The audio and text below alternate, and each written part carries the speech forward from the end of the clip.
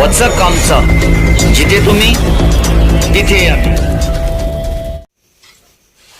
नमस्कार, वचक आमच्या न्यूज मध्ये आपले स्वागत आहे. आपल्या शहरातील ताज्या घडामोडी पाहण्यासाठी वचक आमच्या न्यूजला लाईक करा, सबस्क्राइब करा. धन्यवाद. स्वागत है आपका 4 PM न्यूज नेटवर्क पर. मैं हूं नीलू व्यास.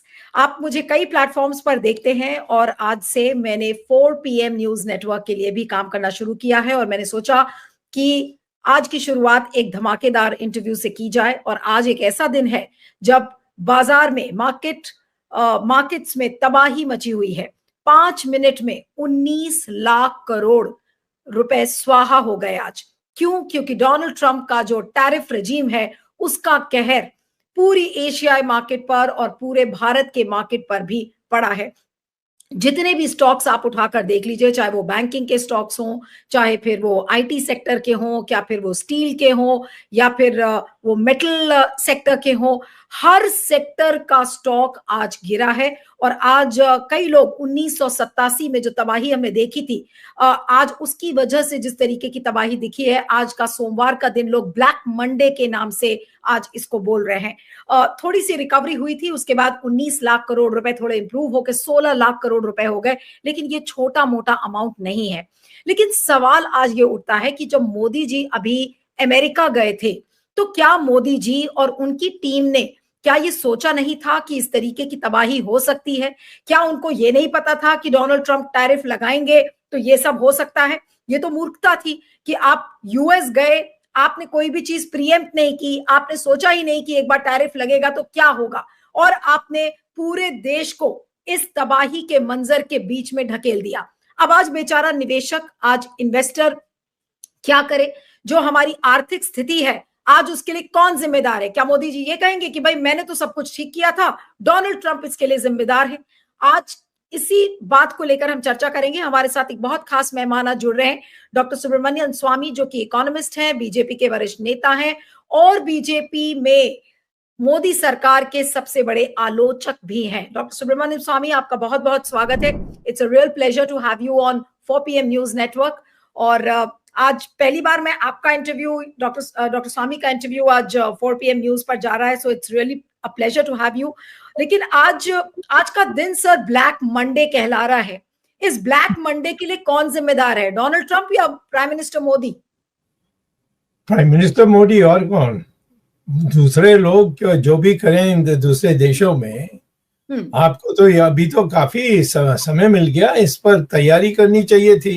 किसको इन्होंने कंसल्ट किया? उनके पास एक भी इकोनॉमिस्ट नहीं है. उनके जो बाबू लोग हैं उनको तो इकोनॉमिक्स हो सकता है कि बीए में पढ़े हैं, परंतु उनको तो वो ज्ञानी नहीं है. तो इस कारण से वो पहले भी मैं आपको बताने चाहता हूं कि इस साल की जो ग्रोथ रेट हमारी थी, जो पहले 6% 7% ये सब बोलते थे, इस बार तो 4.5% से भी ज्यादा नहीं है. उसको छिपा के रखा है, अभी पेपर में नहीं आया, किसी अखबार में नहीं आया.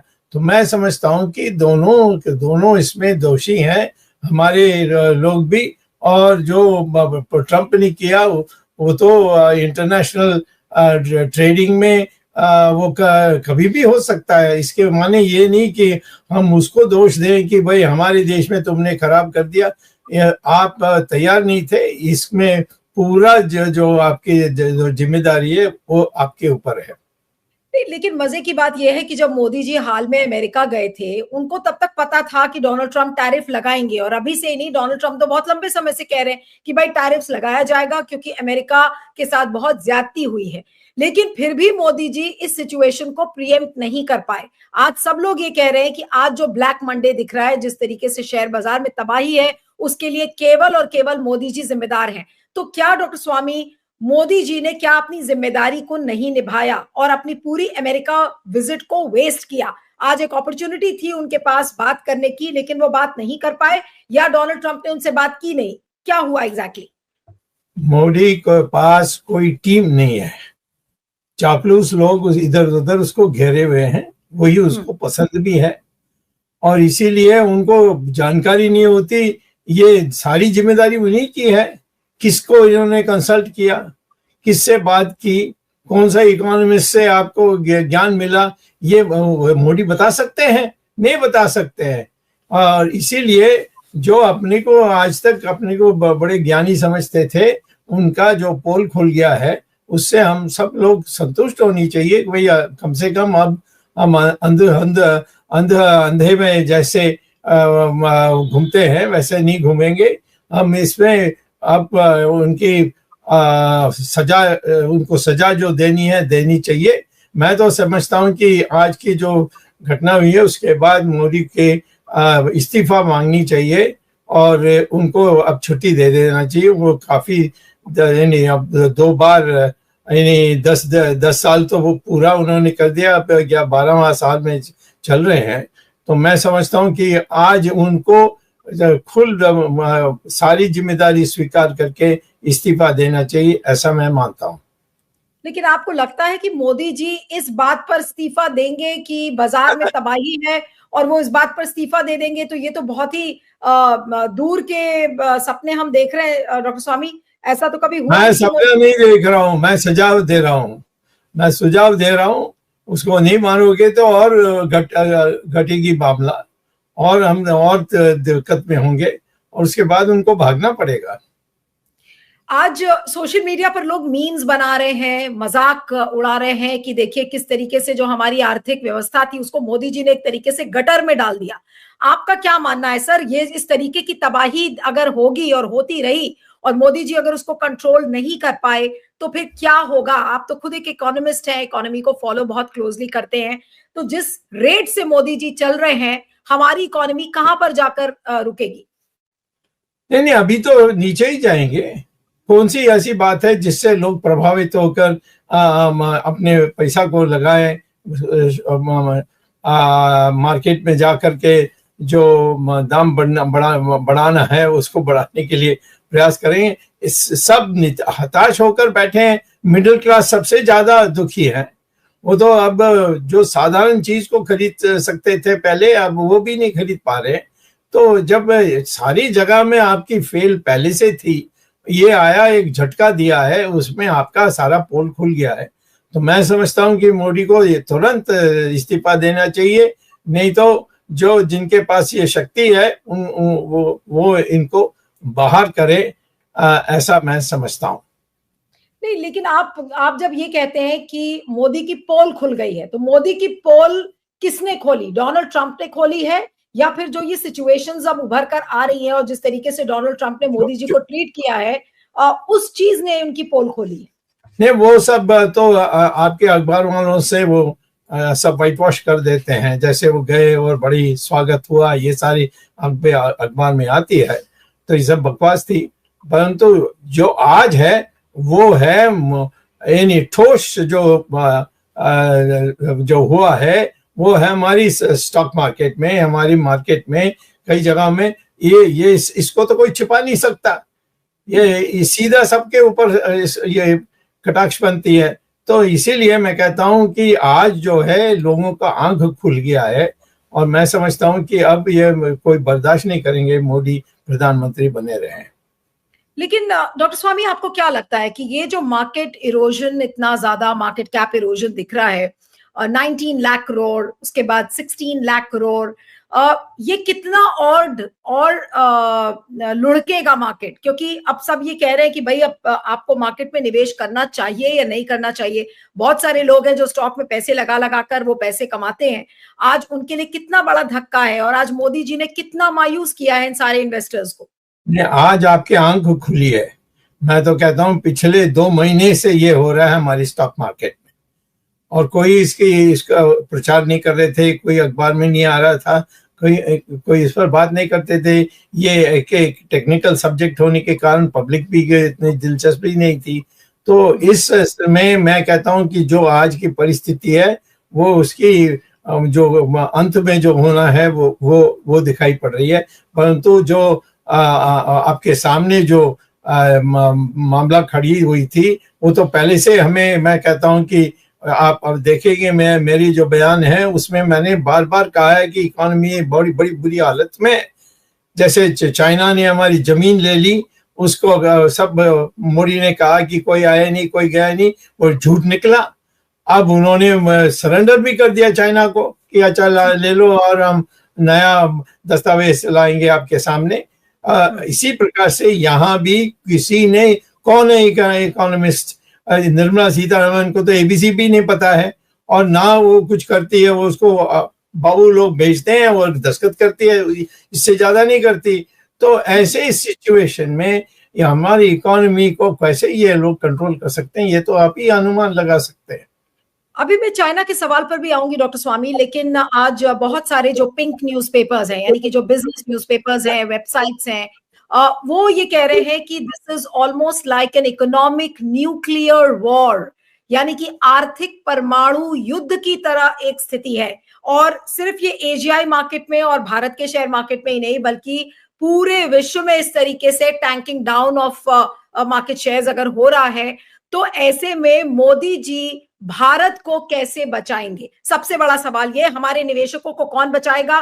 क्या मोदी हमारे निवेशकों को बचा पाएंगे? क्या आज मोदी ने इतनी क्षमता देश में खड़ी कर ली है, आर्थिक क्षमता, कि हम अपने आप को इंसुलेट कर सके इस शॉक से? जी डॉक्टर स्वामी। आप मुझे पूछते हैं तो मैं कहता हूं कि पहला कदम होगा मोदी इस्तीफा देकर जाएं या उसको निकाल दें। आरएसएस कह दीजिए, कह सकते हैं उनको कि आप घर जाओ। वो तो हो नहीं रहा सर, मुझे तो नहीं दिख रहा फिलहाल कि कोई भी मोदी को हटाने की स्थिति में है। आरएसएस फिर तो सवाल ही पूछना आपको अधिकार नहीं है, क्योंकि कोई नहीं कर सकता। वो तो किसी और को आने भी नहीं देते, सिर्फ किसी से बात भी नहीं करते, और कोई उनको समझाने की कोशिश में, उनको तो समझ में भी नहीं आएगी, क्योंकि वो तो ज्यादातर अनपढ़ ही हैं। तो इसीलिए मैं कहता हूं कि आज इसमें हो गया ये की जगह में हम जिन लोगों ने आपको इस खड्डे में डाल दिया है उनका छुट्टी करनी चाहिए, और जो प्रभावी लोग हैं हमारी पार्टी में उनको बैठ करके एक नया टीम बनानी चाहिए, और उस टीम से हम निकल सकते हैं। ये कोई बड़ी बात नहीं है जो निकलने में। सर आपने कहा कि प्रभावी जो लोग हैं हमारे पार्टी के, उनको थोड़ा सा पहल करनी चाहिए और मोदी की छुट्टी करानी चाहिए। आपके हिसाब से कौन है वो प्रभावी लोग जो मोदी की छुट्टी कराएंगे? सबसे ज्यादा तो आरएसएस है। उन्होंने तो वैसे लगभग बहुत बड़ी चीज की है। अभी जब उनको नागपुर में बुलाए थे, उनको साफ कह दिया गया। आरएसएस से तो उन्होंने सुलह कर लिया डॉक्टर स्वामी, ये बोलकर कि भाई आरएसएस तो आपकी जो जानकारी होगी वो होगी, मेरी तो जानकारी ऐसी नहीं है। आरएसएस भी कोई भंडा फोड़ करने की स्थिति में नहीं है, क्योंकि ये सब हमारी ही जो नुकसान होगी। आखिर में हम ही ने तो उसको बनाया था। तो इन्होंने फिर उसके बाद उसने देशद्रोही किया एक प्रकार से, कि हमारा किसी की सलाह नहीं ली, जो वो अपने आप जो उसके दिमाग में आता था वो करता था। या वो जो एक बिजनेसमैन था, अमेरिका ने उसको जेल में डालने के लिए प्रयास कर रही है, उसकी बात सुनता था। तो परंतु उसने कभी इकोनॉमिस्ट को नहीं बुलाया। पार्टी में जिनको इकोनॉमिक्स का जानकारी है उनको भी नहीं बुलाया। तो इसीलिए ये सारी जिम्मेदारी उनकी है, इसीलिए उनको आज इस्तीफा देकर जाना चाहिए। डॉक्टर स्वामी, आपसे बड़ा इकोनॉमिस्ट तो बीजेपी में कोई नहीं था, आपसे क्यों नहीं सलाह ली? मोदी को एक बार भी नहीं लगा कि वो आपसे एक बार सलाह लेते, एक बार कुछ आपसे पूछते? वो तो इतना डरते हैं कि मैं राम मंदिर दूंगा तो वहां घुस जाएंगे और ऐसा बनाएंगे कि उन्होंने कुछ किया ही नहीं राम मंदिर में, परंतु सारी जो मैंने किया उसको अपना बना दी। इसी प्रकार से अभी राम का जो उन्होंने उन्होंने जो बनाई है बंदरों के साथ लंका जाने के लिए, उसमें भी वो जैसे उन्होंने कुछ ऐसा कुछ नया दिखाया, किसी की और की वो बात नहीं करते। राम सेतु की बात करते हैं आप? राम सेतु की बात? हाँ, राम सेतु में इनका क्या नहीं योगदान है? कुछ नहीं है। मैंने ये कहा था उनको कि राम सेतु को तो मैंने कोर्ट में बचा दिया, परंतु अब उसकी जो मरम्मत करनी है, उसको जो एक राष्ट्रीय धरोहर घोषित करके उसकी देखभाल करनी चाहिए, उसका नीचे नहीं किया। फिर गडकरी ने उनसे कैबिनेट में बोला तो गडकरी पर टूट पड़े। तो इसीलिए मैं कहता हूं कि आज उनकी जो प्रायश्चित करने का समय आ गया है और वो इस्तीफा दे करके वो चले जाना चाहिए। लेकिन सर किसी को विश्वास नहीं होता कि मोदी जी की छुट्टी हो जाएगी या मोदी जी अपनी गद्दी छोड़कर चले जाएंगे। ये सब तो कहने की बातें हम लोग पिछले 2 साल से, मैंने तो आपका इंटरव्यू फिर और डूबो और हर डूबो, प्लेटफॉर्म फिर अकल आएगी, फिर आपको पता लगेगी, लोग खड़े हो जाएंगे। जवाहरलाल नेहरू के बारे में ऐसा कहते थे लोग।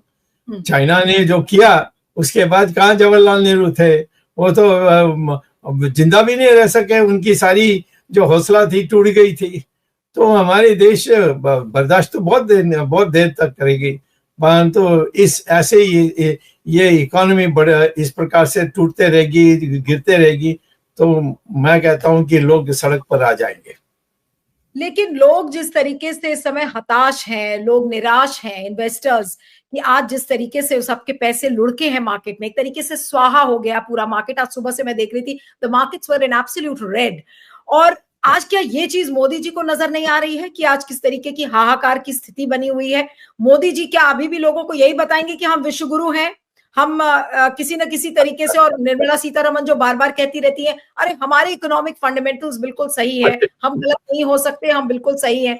आज क्या सरकार का रिएक्शन क्या होगा ऐसे में? तो आप मीडिया के लोग जाकर उसको घेर के पूछो कि अब क्या कहना है आपको।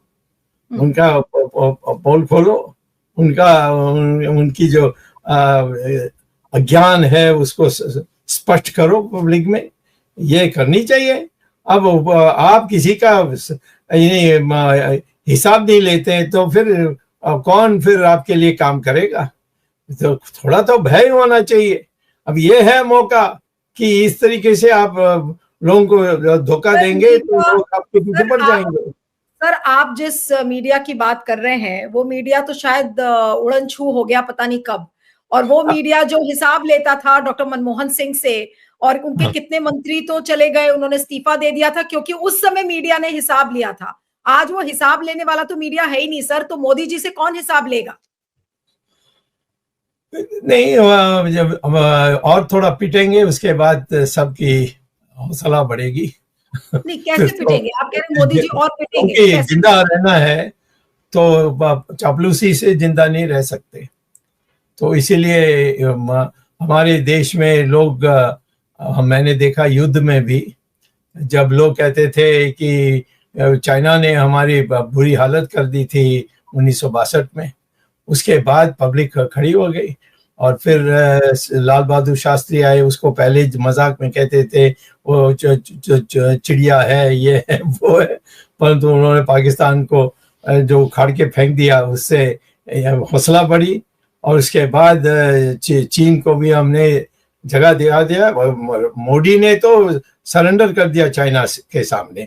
उसके पीछे और कोई कारण हो सकता है, हमारे मिलिट्री का कारण नहीं है। हमारी मिलिट्री को नहीं कहा कि भाई ये लोग हमारी जमीन पर आए हैं, इनको निकालो। मैंने 2020 ये 4-5 साल पहले मैंने कहा था कि चाइना आ गई है। चाइना को मैं अच्छी तरह जानता हूं, उनका भाषा जानता हूं, उनके लोगों को जानता हूं। तो मेरे जानकारी के अनुसार मैंने कहा चाइना आ गई है, हमारी जमीन को ले ली है और हम सब चुप हैं। तो मोदी ने कहा कोई आया ही नहीं, कोई गया ही नहीं, ऐसे ही स्वामी प्रचार कर रहा है। आज मैं चाहता हूं कि हमने संधि की है चाइना के साथ और पब्लिक को नहीं दिया, पार्लियामेंट को नहीं दिया। डॉक्टर स्वामी आपने मेरे कितने इंटरव्यूज में ये बातें कही हैं कि चाइना की जमीन कैप्चर चाइना कर चुका है भारत की जमीन को, लेकिन आज तक मोदी जी या मोदी जी की सरकार की तरफ से कोई भी क्रेडिबल आंसर नहीं आया। लेकिन हाल में जो हमने देखा था कि जो हमारे फॉरेन सेक्रेटरी हैं वो चाइनीज एम्बेसडर के साथ केक काटते हुए नजर आए थे, उस समय भी कई विपक्षी दलों ने पूछा कि भाई हम केक किस लिए काट रहे हैं? आपको क्यों लगता है क्यों मोदी जी ने अपने फॉरेन सेक्रेटरी को भेजा केक काटने के लिए? उसकी क्या जरूरत थी? केक क्यों काटा जा रहा है? ये गया क्यों? ये कोई कुत्ता तो नहीं है कि उसको टुकड़ा देकर भेजें। उसको कहना चाहिए था कि भाई ये मेरी जानकारी, मेरी बुद्धि के अनुसार अभी चाइना के साथ कोई अच्छी बात नहीं करनी चाहिए। पब्लिक में बड़ा उसका उल्टा होगा। मैं भी मिनिस्टर रहा एक बार चंद्रशेखर के साथ, उसके बाद नरसिम्हा राव के साथ मेरे मिनिस्टर रैंक पोजीशन था। हम तो ओपनली कहते थे और वो ओपनली सुनते थे यहाँ तो सब डर रहे हैं, कुछ वो मुंह खोल देंगे तो उनको निकाल देंगे। इस डर में सबकी रीढ़ की हड्डी खत्म हो गई है। तो ऐसी स्थिति में उनसे कहना कि वो जाकर कहेंगे, वो नहीं कह सकते। डॉक्टर स्वामी, मुझे आज तक नहीं समझ में आया कि मोदी जी में ऐसा क्या डर छुपा हुआ है जो सबकी रीढ़ टूट जाती है उनके सामने। कोई अपनी स्पाइन पर खड़ा नहीं हो पाता, कोई उनकी अपनी स्पाइन पर उनसे सवाल नहीं पूछ पाता। नहीं, मैं तो खड़ा हूँ।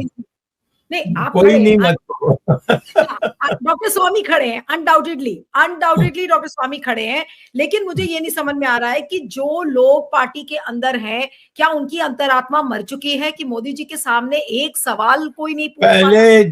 पहले जिनको इन्होंने चुनकर भेजा है पार्लियामेंट में, या जिनको उन्होंने मंत्री बनाया है, ये सब का पहले उन्होंने रीढ़ की हड्डी है कि नहीं उसका एक्सरे करने के बाद इनको दिया है। और ये सब ऐसे ही हैं।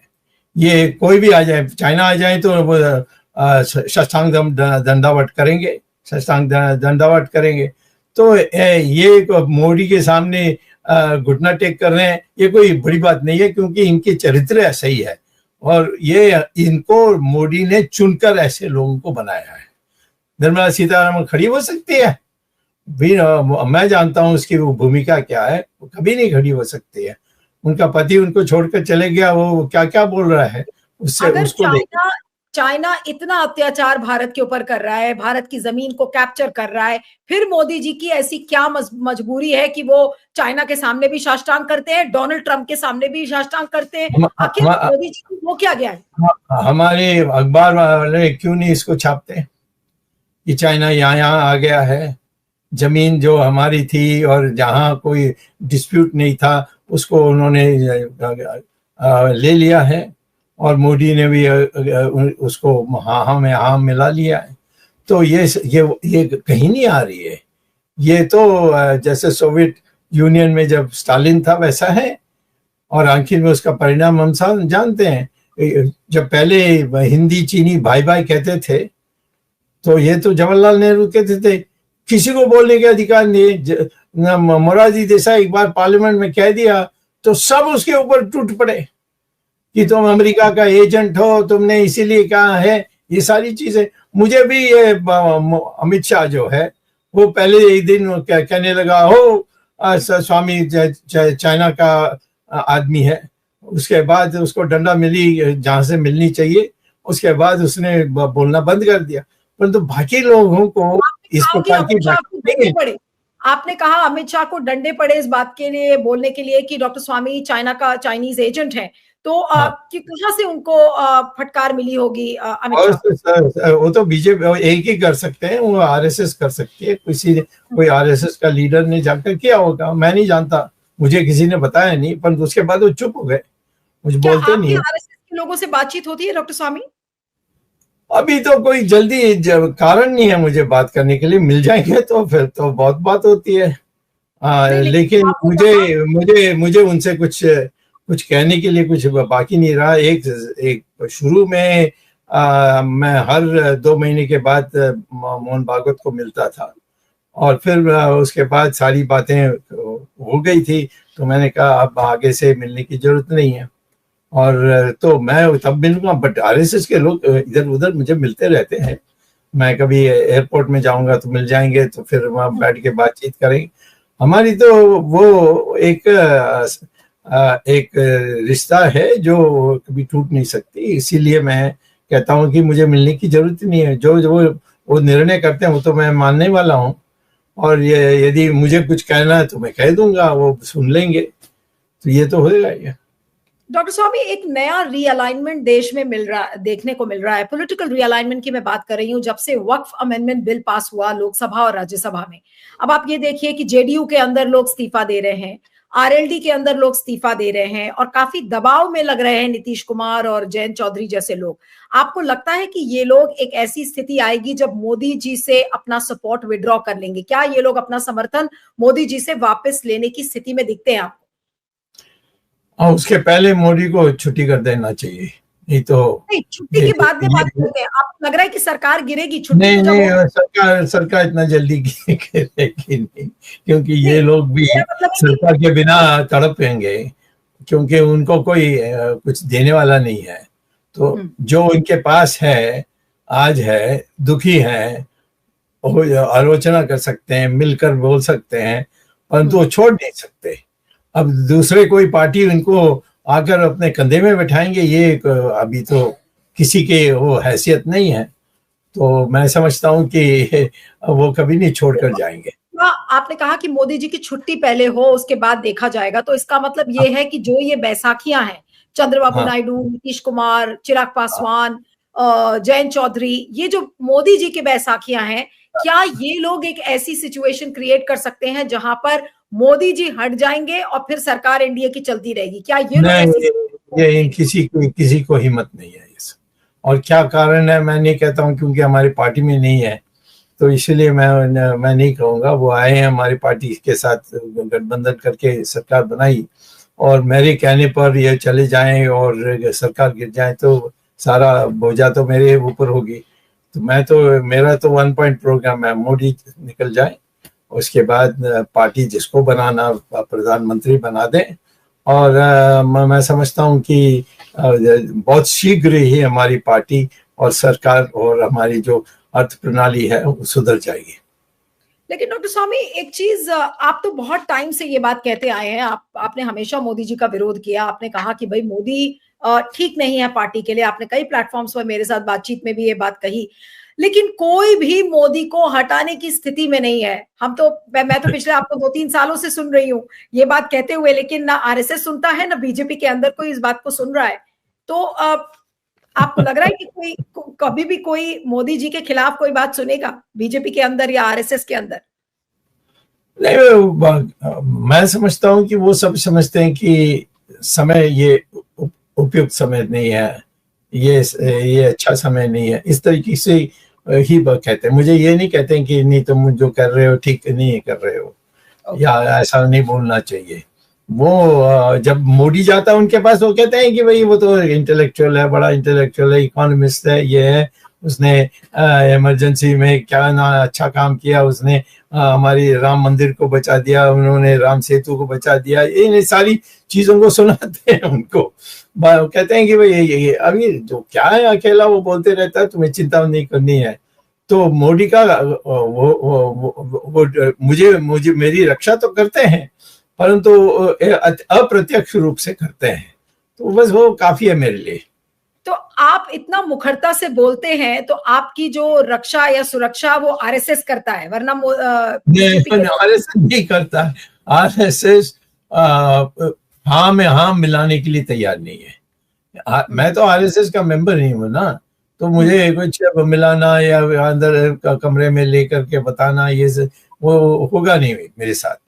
परंतु एक दोनों में एक फीलिंग है कि भाई हम कई समय इमरजेंसी में साथ रहे, कई इश्यूज में हम उनके साथ रहे। मेरे जो विचार हैं वो तो आरएसएस के साथ संपूर्ण रूप से मिलता जुलता है, तो इसीलिए मैं समझता हूं कि उनका ये है कि भाई ये हमारी पार्टी के साथ है, इनकी सिद्धांत हमारे साथ है, तो इसीलिए इनके साथ बस लड़ो, उसको कुछ मिनिस्टर मत बनाओ, उसको कुछ जगह मत दो, एमपी मत दो, परंतु इस सारा चीज से उसको कोई फर्क नहीं होना है।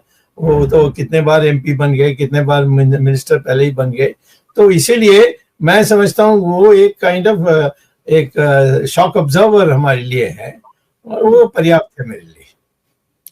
लेकिन अब मोदी जी का सितंबर में बर्थडे भी आ रहा है, और उस बर्थडे पे सब लोग ये कह रहे हैं कि भाई मोदी जी 75 साल के हो जाएंगे, मोदी जी हटेंगे या नहीं हटेंगे, सब अटकलें लगा रहे हैं, लेकिन हटते हुए मोदी जी नजर नहीं आ रहे। अब तो लोग उल्टा कहने लगे कि वो तो 2029 में भी प्रधानमंत्री बनेंगे। देवेंद्र फडणवीस ने कह दिया इस बात को। ठीक है, उनको कहते रहने दीजिए, यदि मोदी चले जाएंगे इस साल तो फिर उनसे पूछे, उनको टीवी में खड़ा करके सवाल पूछे।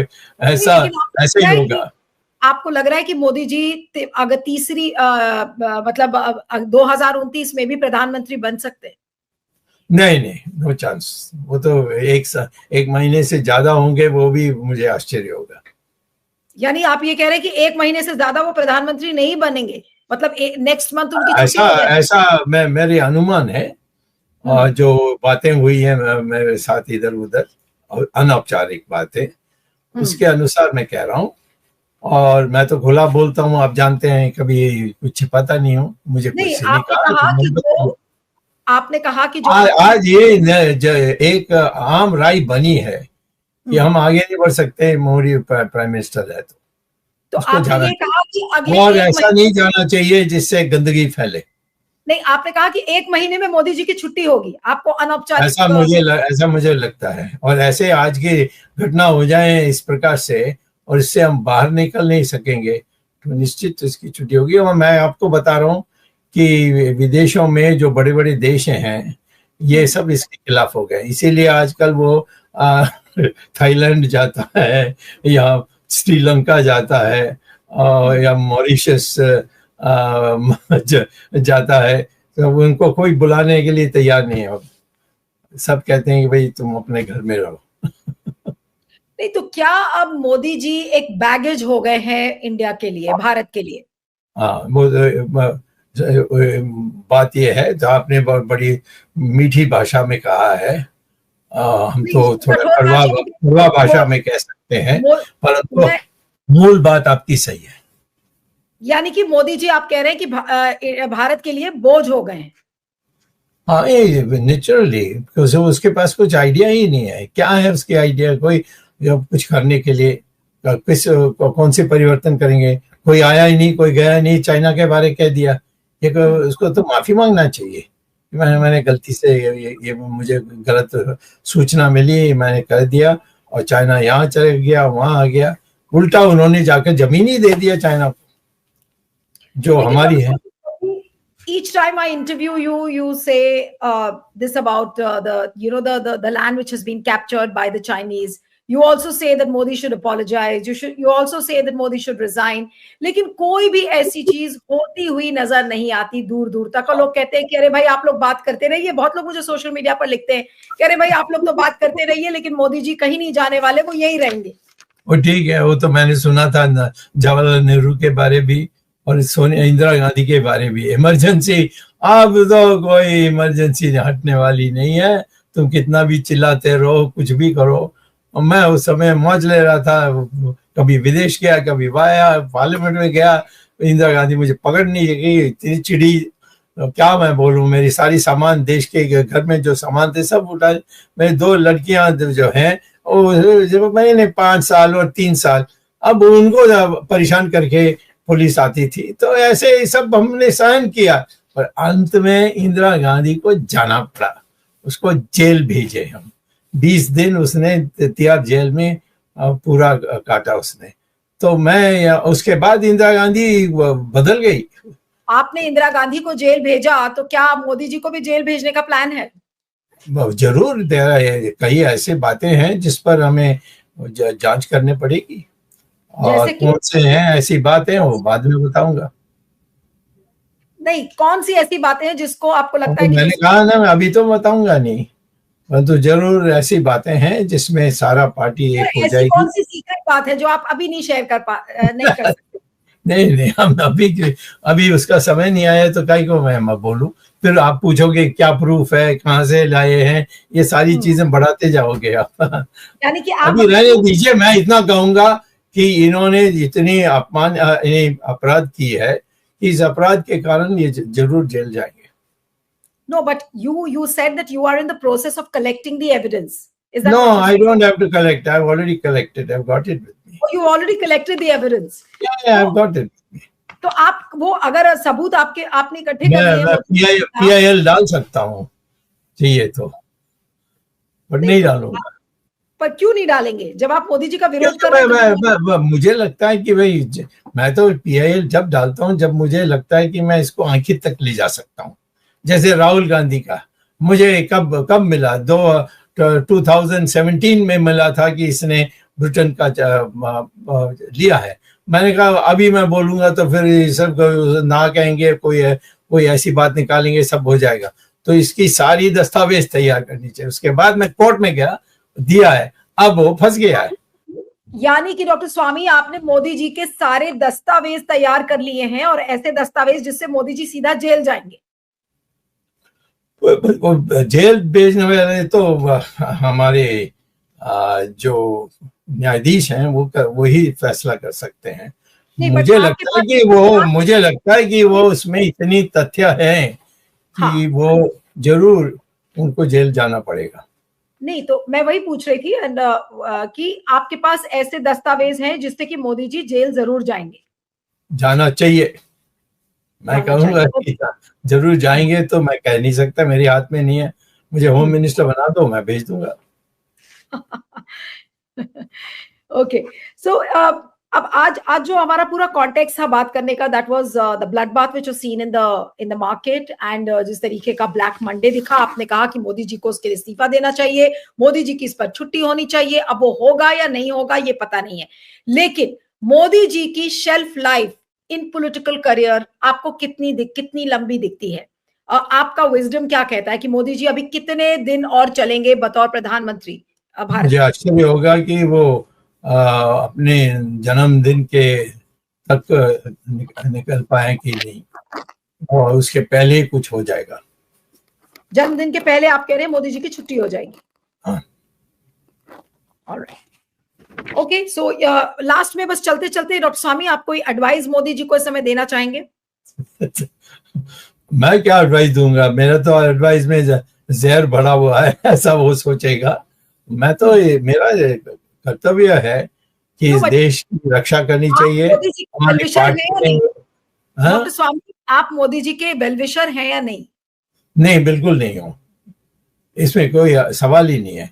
हाँ, वो कल उसके पास उसके खाने पीने के लिए जगह नहीं है तो जरूर करुणा आएगी उसमें, परंतु इसको आज गद्दी में बैठते हुए मुझे ये कभी ये मत पूछो कि आपको कुछ उनके बारे कुछ प्रेम है या कि नहीं, ये सवाल उठता ही नहीं है। जब आप लड़ने के समय में आप सवाल ही नहीं उठ सकते। महाभारत में भी उनकी देहांत होने के बाद ही वो जाकर के उसकी अंत्येष्टि कराते थे। तो Can I ask you a very honest question towards the end, doctor Swamy, कि क्या मोदी जी से आप इतनी नफरत करते क्यों हैं? उसका कारण क्या है? मैं तो नफरत इंदिरा गांधी से भी किया था, मैंने अटल बिहारी वाजपेयी से भी किया था। ये नहीं, ये सवाल मैं कोई नफरत ही नहीं है। ये गलत काम हुआ है, इसके लिए सजा मिलनी चाहिए, इसका मेरा एक सिद्धांत है, उस सिद्धांत के लिए मैं लड़ रहा हूं। अब इसमें सबको पर्सनल जो आप बनाते हो, कैसा पर्सनल बनाऊंगा? मुझे मोदी के साथ दोस्ती होनी है तो फिर मैं जाके उसके पांव पर गड़े होकर कहूंगा कि मैं तो आपका गुलाम हूँ, तो फिर मुझे मिनिस्टर बना देगा, ये कर देगा, वो कर देगा। मोदी जी के सिद्धांत जो हैं, उन सिद्धांतों से आप अग्री नहीं करते हो, और मोदी जी ने देश का भला नहीं किया, and that is precisely the reason why का नुकसान किया है, देश का नुकसान किया। मैं तो बड़ी लिस्ट दे दूंगा, उसके लिए तो आपको अलग से मीटिंग करना, यानी ये करना पड़ेगा।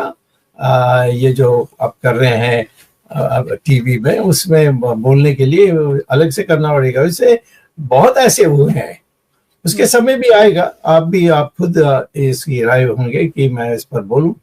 और ये काफी ऐसे हैं कि जिसमें हम बोलते होते हाहाकार मच जाएगा। All right, Dr. Swami, it's always a pleasure having you on the program, and thank you so much for coming on 4 PM News Network. Thank you.